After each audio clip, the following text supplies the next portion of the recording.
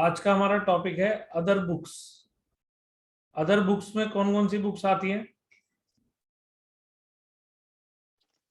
Purchases book, sales book, purchase, return, sales return, sales return, purchases book, journal proper,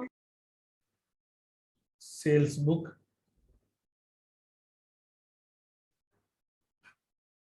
purchase return book, sales return book.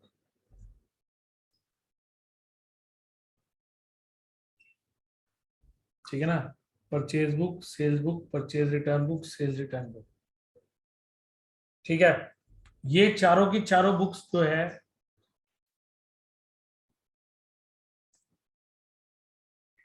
वो मैं आपको अभी बता रहा हूं।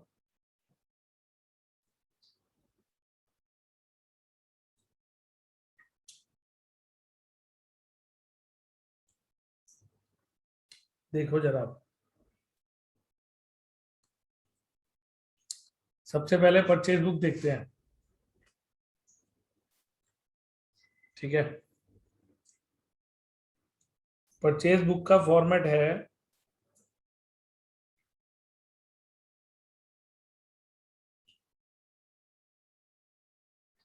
ये आपके दो अमाउंट के कॉलम रहेंगे। ये आपका इनवॉइस का कॉलम रहेगा,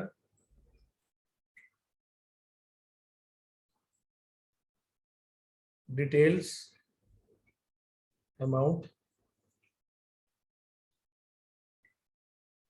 इधर डेट का कॉलम रहेगा, ये पर्टिकुलर्स का कॉलम रहेगा। ये इन्हीं कॉलम्स की बात कर रहा हूं मैं। ठीक है ना? ये डेबिट और क्रेडिट नहीं है, ये एक डिटेल्स का कॉलम है कि अमाउंट का कॉलम है? दोनों है अमाउंट के कॉलम, एक में डिटेल रखी जाएगी, दूसरे में टोटल। अब यहां पर 1 मार्च 2012 को उन्होंने बोला है purchase from Rajendra brothers Mathura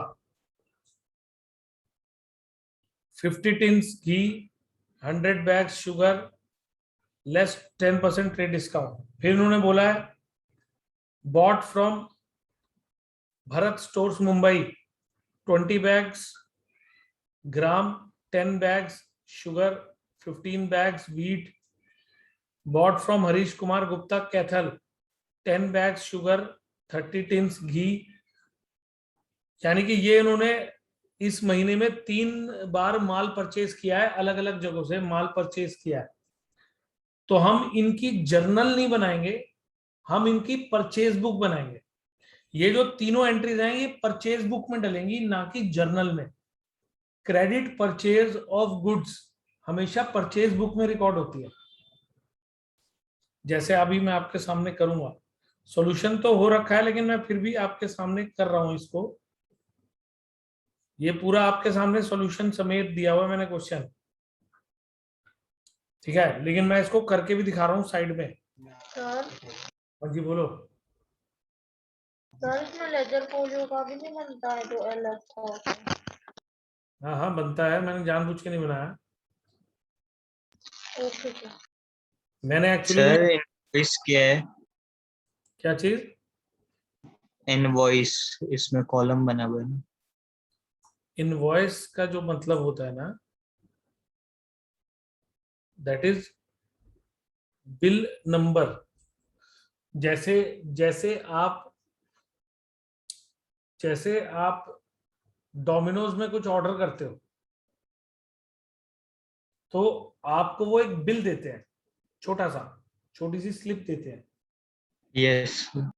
वो बेसिकली इनवॉइस कहलाता है। ठीक है? यस, उसका नंबर ना, बिल नंबर। हाँ, जैसे बिल नंबर 24 है, बिल नंबर 110 है, तो ऐसे उसको इनवॉइस नंबर 24 बोल सकते हैं, इनवॉइस नंबर 110 बोल सकते हैं।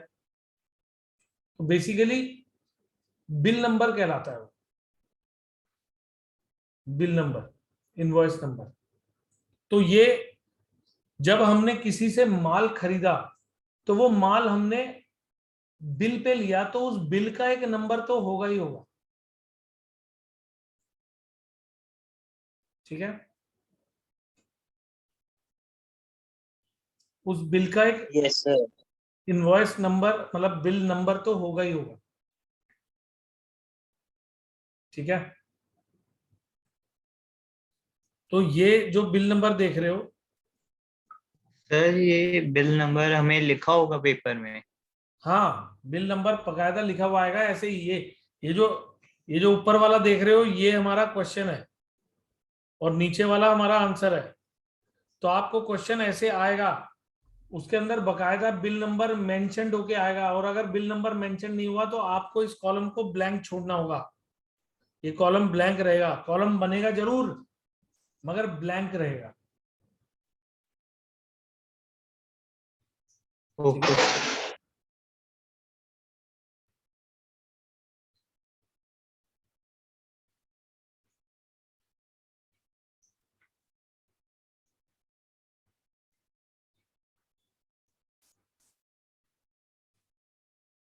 तो इन्होंने बोला है purchase from Rajendra brothers Mathura.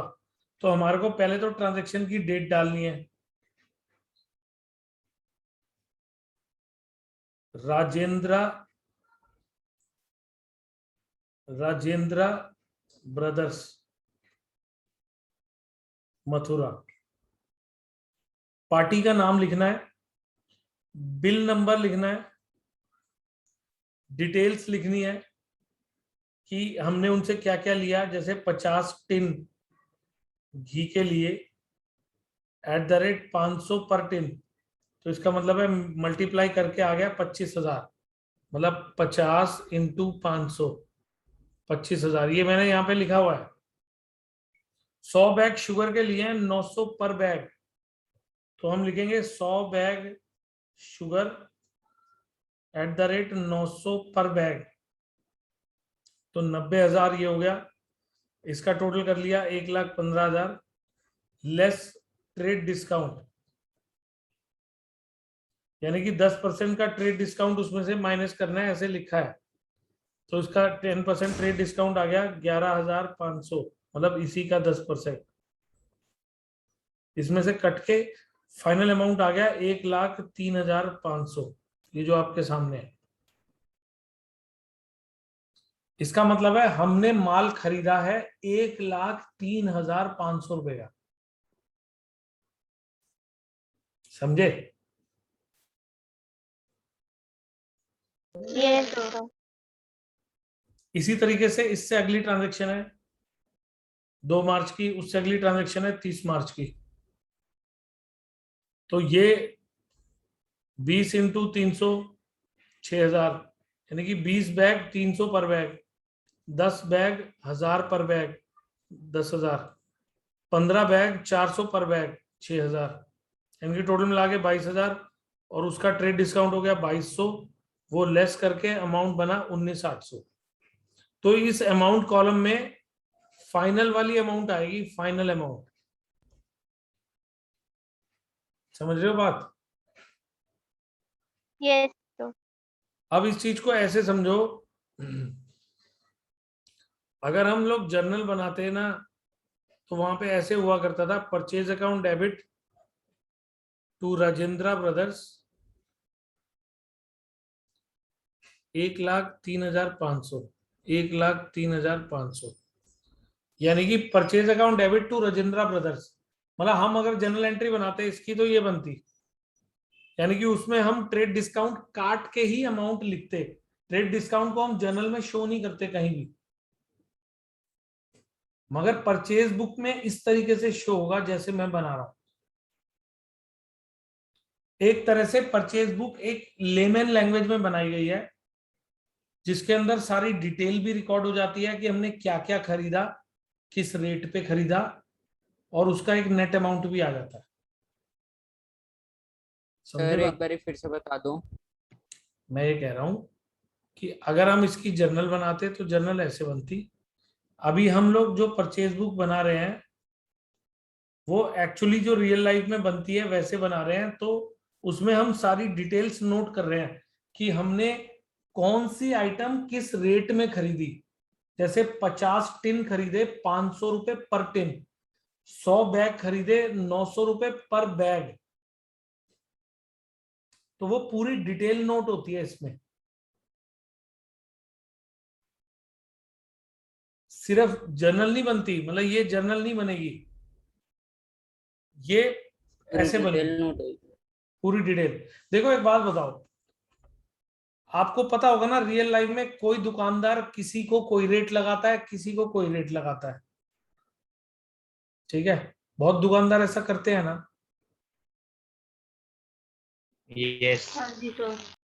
अगर किसी चीज की एमआरपी फिक्स है तो अलग बात है, लेकिन अगर किसी की एमआरपी फिक्स नहीं है तो उसमें क्या होता है, मेरे को उसने 10 रुपए फालतू लगाए, किसी को 10 रुपए कम लगाए, ये तो होता ही है ना।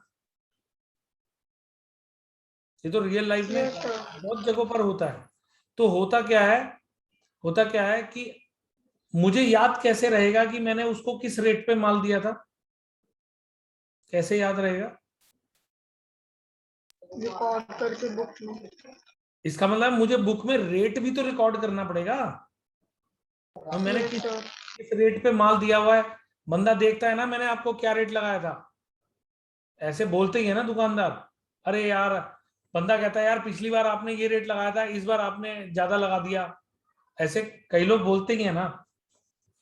तो दुकानदार दुकानदार कहेगा कि यार मैंने पिछली बार क्या रेट लगाया था, मेरे पास लिखा हुआ है, मैं देख लेता हूँ। समझ रहे हो ना बात?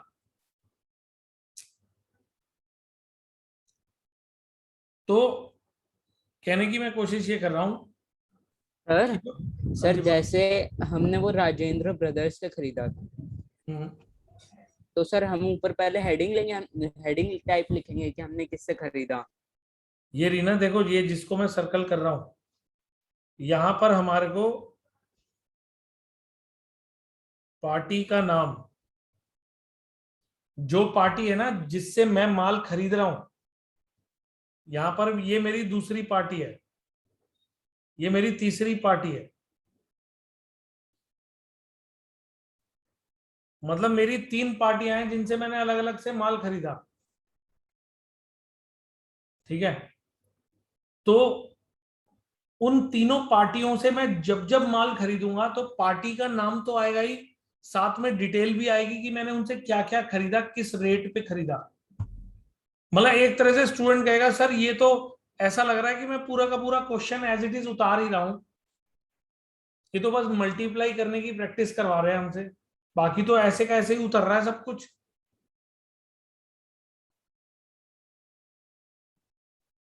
देखा जाए तो एज इट इज ही तो उतार रहे हैं हम लोग।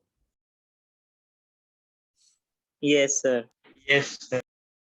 तो basically purchase book is very very very simple. गड़बड़ पता है कहाँ होती है? देखो गड़बड़ कहाँ होती है, मैं आपको दिखाता हूं।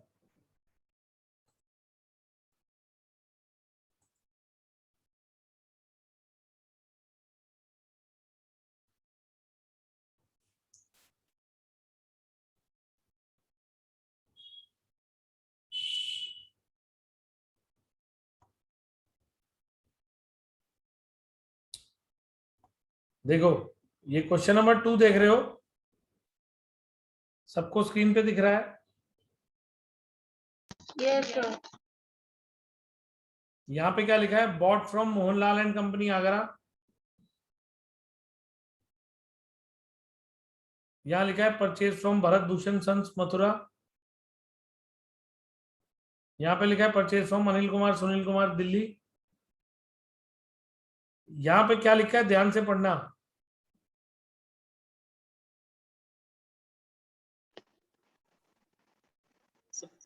क्या लिखा है? सर परचेज वो फॉर भी कास्टिंग हल्दीराम दल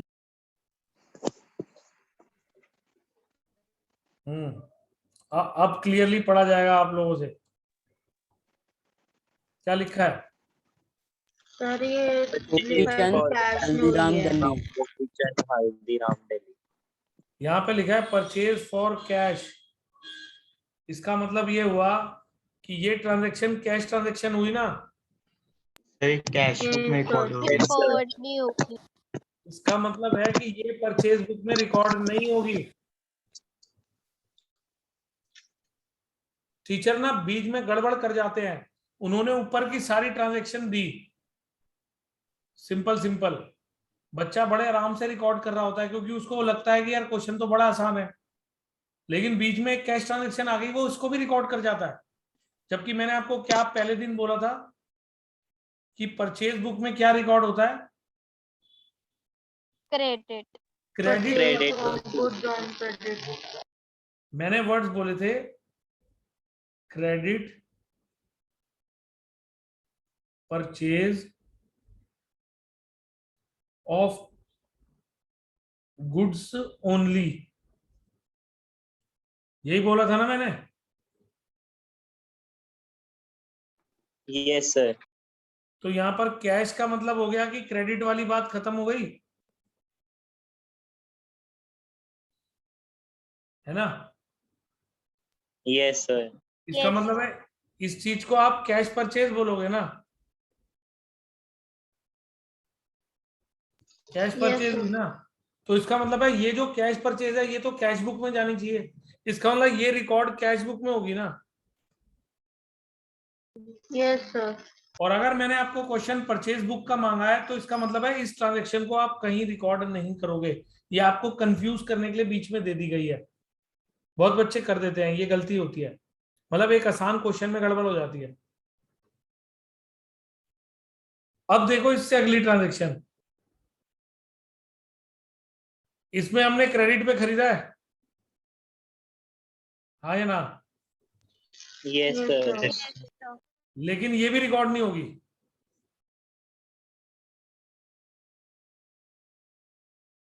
ये भी रिकॉर्ड नहीं होगी। पूछो क्यों? Sir, क्योंकि फिक्स एसेट है फर्नीचर, तो जनरल मैं प्रॉपर्टी आपसे एक बात कहता हूं,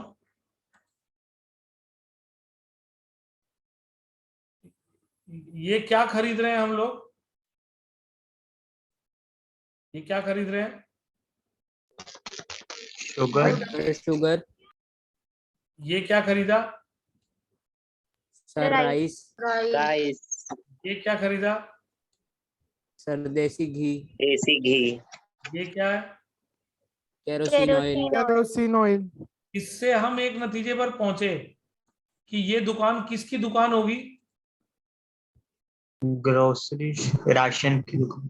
हाँ, राशन की दुकान, मतलब जिसके अंदर, जिसको हम लोग जनरली बोलते हैं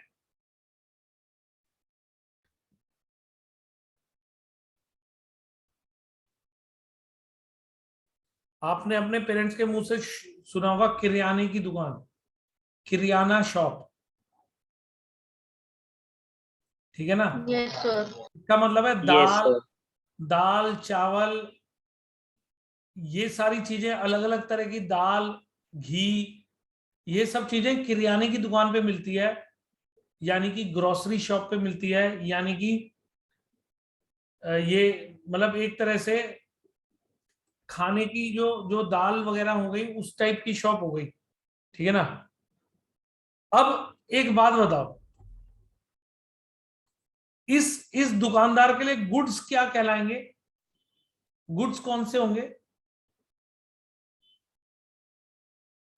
सर किराने का आइटम जैसे यही वाला। जैसे चीनी, दाल, सर शुगर हो गई, चावल, चावल हो गए, देसी घी हो घी गई, हो गया, केरोसिन केरोसिन ऑयल हो ऑयल हो गया, गई, ये सब गुड्स होंगे ना इसके लिए। ग्राम्स। अब बीच यस में सर, तो इस सर ये आइटम में, फर्नीचर। इसमें हमने क्या खरीदा है? Furniture. Sir furniture. Furniture. Furniture. तो क्या ये इसके लिए गुड्स है? No sir, fix asset. No sir. इसका मतलब है इसने फर्नीचर बेचने के लिए तो नहीं खरीदा ना, इसने अपने नहीं काम के सर। लिए खरीदा है ना।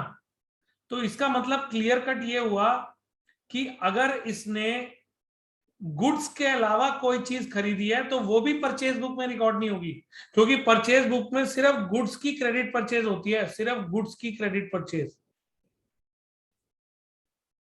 Credit purchase of goods only. समझ रहे हो बात? Yes, sir. तो बेसिकली ये दोनों ट्रांजैक्शन रिकॉर्ड नहीं होंगी क्योंकि ये गुड्स की परचेज नहीं हो रही है। Is it clear? Yes, sir. किसी भी तरह का डाउट दिमाग में? No No, sir. इसका हालांकि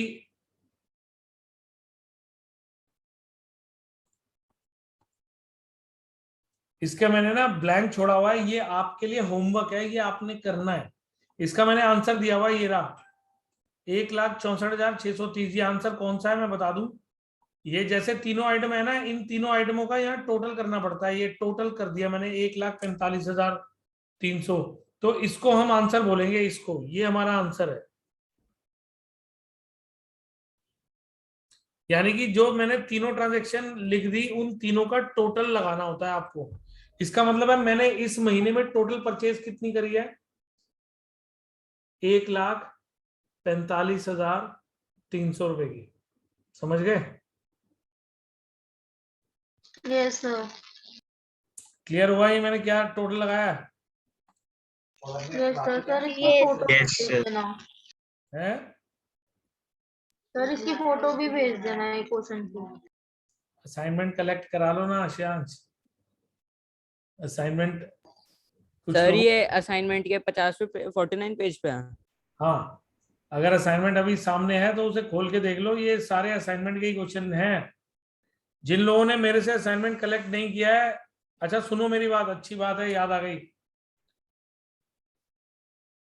क्लास जो है कल तो है आपकी 8 बजे, उसके बाद 10, 11, 12 ये तीनों दिन मैं आउट ऑफ दिल्ली हूं। मगर आउट ऑफ दिल्ली कहने का मतलब है क्लास 10 को भी होगी, 11 को भी होगी और 12 को भी होगी, यानी कि क्लास तीनों दिन होगी आपकी। मैं अपना लैपटॉप और अपना डिवाइस साथ लेके जाऊंगा। मैं दिल्ली से बाहर जा रहा हूं लेकिन क्लास वहीं से लूंगा, क्योंकि मुझे पता है एग्जाम टाइम है सर पे, तो मैं क्लास नहीं ऑफ करूंगा। क्लास कल भी होगी और परसों तरसों भी होगी, पर मैं परसों तरसों दिल्ली में नहीं होऊंगा, जिस भी होटल में होऊंगा मैं वहां क्लास ले लूंगा आपकी। ठीक है ना? Sir okay 1 sir. o'clock की होगी। हाँ अप्रोक्सीमेटली, क्योंकि दिन में मैं इधर उधर होऊंगा, दिन में तो मैं क्लास ले ही नहीं सकता। रात को मैं अपने होटल में होऊंगा, मैं फिर भी टाइम बता दूंगा, पर आपको 3 दिन में जो टाइम बताऊं ना उस टाइम पे क्लास ले लेना, क्योंकि मैं अदरवाइज क्लास ऑफ नहीं करना चाहता बिल्कुल भी। ठीक है? सर बस 4 के 7 के बीच में नहीं हूँ। हाँ, सर बस 4 से 7 के तो टाइम मैं के बीच आपसे, में हूँ। जब हम सब लोग ऑनलाइन रहेंगे तो मैं एक दिन पहले ही पूछूंगा अगले दिन का, तो जिसकी जो क्लास होगी उसके हिसाब से कोशिश करूंगा, टाइम ऐसा रखूंगी किसी की क्लास ना मिस हो। ठीक है? तो यस मैं सर। ये भी Yes, कहना sir. चाह रहा हूँ कि कल 9th है, तो कल मैं इंस्टीट्यूट में अवेलेबल रहूंगा। कल मैं इंस्टीट्यूट में अवेलेबल हूँ, तो जिसने मेरे से असाइनमेंट नहीं कलेक्ट किया है वो कल कर लेना, क्योंकि अगले 3 दिन मैं इंस्टीट्यूट में अवेलेबल नहीं हूँ। क्लास में लूंगा पर इंस्टीट्यूट में अवेलेबल नहीं हूँ, ऑनलाइन क्लास होगी। थोड़ा सा ओके थोड़ा सा सर। नेटवर्क इशू हो सकता है कि क्लास बीच बीच में थोड़ी सी डिस्टर्ब हो जाए, क्योंकि मैं दिल्ली में नहीं होऊंगा, दिल्ली से बाहर होऊंगा, लेकिन क्लास में फिर भी लूंगा और रिकॉर्ड भी करूंगा। तो अगर किसी की कोई, मान लो मेरा नेट नहीं चल रहा होगा, तो एटलीस्ट जो मेरे लैपटॉप पे रिकॉर्डिंग चल रही होगी वो तो रिकॉर्डिंग तो साफ होगी होगी, तो मैं बाद में अपलोड कर दूंगा, तो उसको दोबारा देख लेना। सर मेरे को ना जो जीएसटी वाला चैप्टर है ना वो वाला समझ नहीं आ रहा है, एक बार वो समझा देना मेरे को। वो मैं समझा दूंगा। इसके अंदर भी एक मिनट दिखाता हूँ, इसके अंदर भी मैंने आगे चलकर जीएसटी वाले क्वेश्चन दिए हैं। सर जीएसटी चैप्टर का प्रैक्टिकल तो आना ही नहीं है। अरे किसी किसी के स्कूल के टीचर्स का भरोसा नहीं होता ना, करते हैं। सर पेपर में आ रहे हैं मेरे तो अभी 28 तारीख को। कोई नहीं, मैं करा दूंगा, कोई ऐसी टेंशन वाली बात नहीं है। ये देख रहे हो ना, आप में से जो पूछ रहा था ना लेजर फोलियो का कॉलम, ये ऐसा रहता है। ये सर परचेज बुक में नहीं होता ना। नहीं, सब में होता है, मैं दिखाता हूँ आपको। सर नो में तो है नहीं सर, परचेज बुक में। परचेज बुक में भी होता है, सब में होता है। लेजर फोलियो का मैंने कॉलम बनाया नहीं हुआ, इसका मतलब ये नहीं है कि कॉलम नहीं है, कॉलम तो 100% होता ही है यहाँ पे। लेजर फोलियो का कॉलम बनेगा ही बनेगा। ये मत सोचना नहीं बनेगा। ये मैंने किसी बुक से स्क्रीनशॉट खींच के क्वेश्चन दिया हुआ है, देखो मैं दिखाता हूँ। ये परचेज रिटर्न बुक का है, ठीक है। ऐसे परचेज बुक का भी आगे दिया होगा मैंने कोई ना कोई।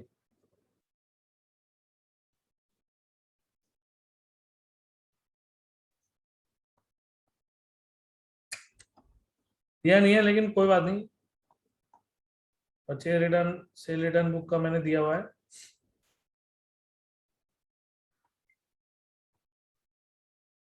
कहाँ गया क्वेश्चन, गायब हो गया।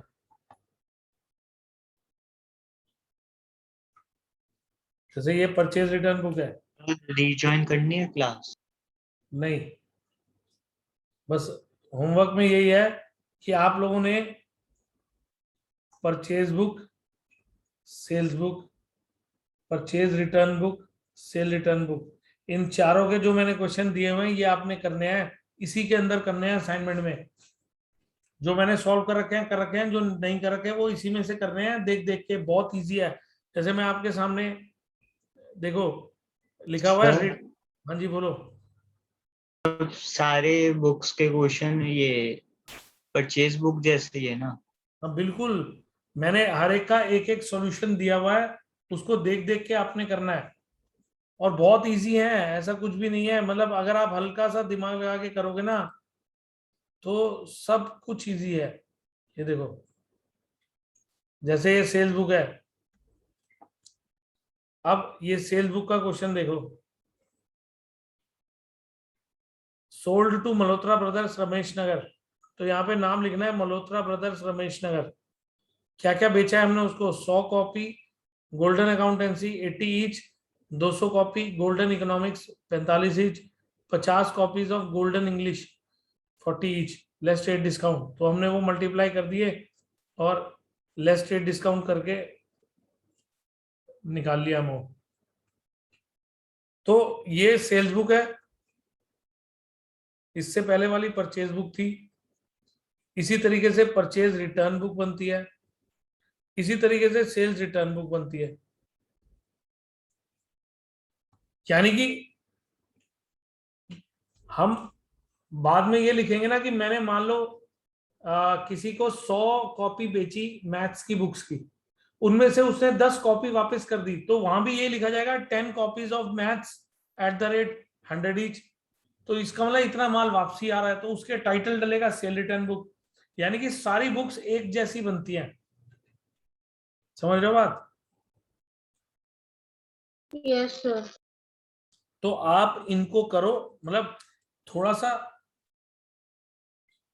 कैश बुक थोड़ी सी डिफरेंट है, बाकी की जो सारी बुक्स है ना, purchase book, sales book, purchase return book, sales return book, ये दोनों अलग चैप्टर दिए हुए हैं। ये अलग चैप्टर है क्योंकि कैश बुक जो है ना ये मेन होती है, सबसे ज्यादा ट्रांजैक्शन कैश की होती है रियल लाइफ में, इसलिए ये मेन होती है। तो इस मेन बुक का अलग चैप्टर दिया हुआ है और बाकी की बुक्स इकट्ठी एक अलग चैप्टर में दी हुई है। अभी मैंने इसके अंदर जो क्वेश्चन दिए हुए हैं ये सारे विदाउट जीएसटी दिए हुए हैं, विदाउट जीएसटी दिए हुए हैं ये क्वेश्चन।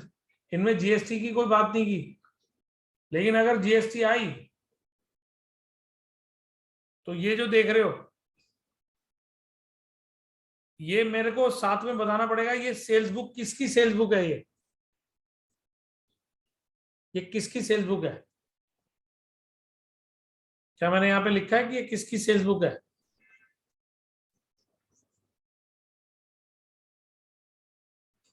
फिर मैं लिखूंगा prepare a sales book from the following transaction in the books of Ajay Karol Bagh Delhi. ये किसकी बुक्स हैं जो मैं बना रहा हूं? अब तो मैंने नाम लिख दिया, अब तो बता सकते हो।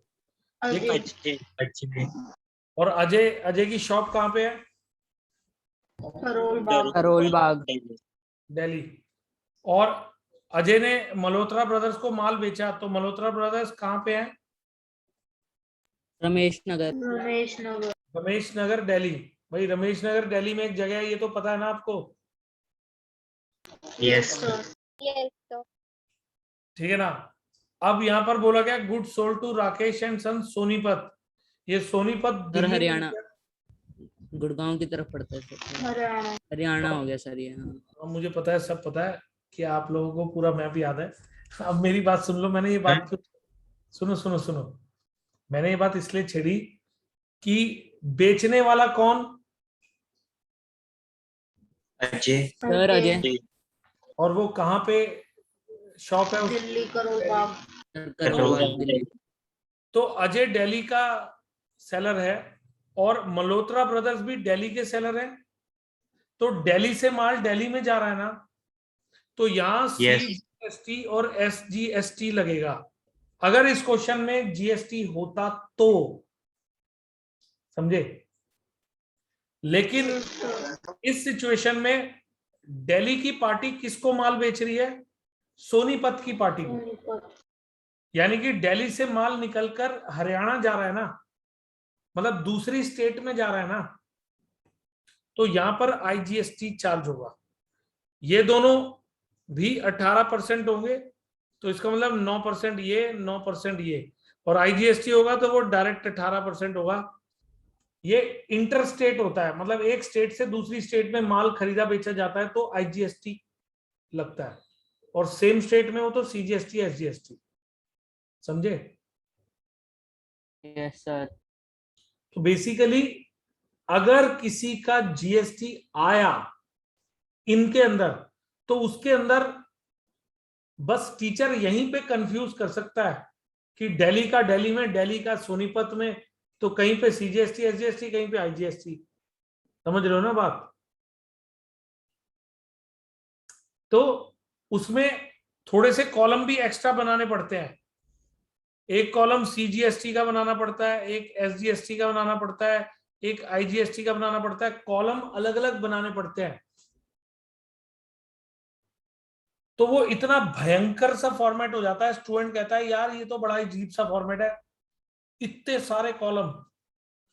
मैं आपको दिखाऊंगा, बुक में दिखाऊंगा, बुक का स्क्रीनशॉट भेज के दिखाऊंगा, आपकी TS में होगा, आप खोल के देखना। मगर अभी मैं उसकी बात नहीं कर रहा, अभी मैं सिंपल फॉर्मेट ले रहा हूं, without GST। Without GST, is it clear? तो आपने अभी होमवर्क विदाउट GST करना है। विदाउट GST तो ये बहुत बच्चों वाला होमवर्क है, कुछ है ही नहीं इसमें, सिर्फ मल्टीप्लाई करते जाओ लिखते जाओ, मल्टीप्लाई करते जाओ लिखते जाओ। समझ रहे हो ना मेरी बात? तो ये होमवर्क क्लियर है ना सबके माइंड में? Yes sir. तो ये होमवर्क कल तक कर लेना, क्योंकि ये ज्यादा होमवर्क नहीं है, देखने में ज्यादा लग रहा है लेकिन ज्यादा नहीं है। हर एक के मैंने 2-2 क्वेश्चन दिए हुए हैं, 2 परचेज बुक के, 2 सेल बुक के, 2 परचेज रिटर्न, सर एक बार सर होमवर्क फिर से बता दो। मैंने जितने भी क्वेश्चन दिए हुए हैं सारे करने हैं। 1-2 तो मैंने सॉल्व करके दिए हुए हैं, जो जो मैंने ब्लैंक दिए हुए हैं वो इसमें करने हैं आपने। और अगर मैंने इसमें जगह नहीं दी हुई तो अपने रजिस्टर में कर लेना। पर कुल मिलाकर बस ये 7-8 क्वेश्चन है, हर बुक के 2-2। ठीक है, सर फोटो भेज देना। भेज दूंगा। और सर कल कितने बजे कलेक्ट कर लें?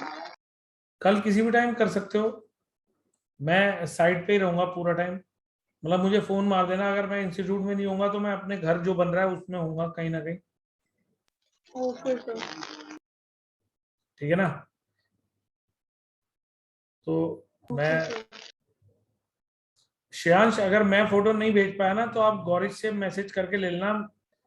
मैं गौरीश का असाइनमेंट ओके अभी सर। घर ले जा रहा हूँ तो वो आपको भेज देगा। ठीक है? Okay sir. ठीक है, चलो ठीक है, कल मिलते हैं। आप ये होमवर्क करना, फिर जो डाउट्स होंगे कल डिस्कस करते हैं। सर 8 बजे है ना कल क्लास? कल 8 बजे होगी।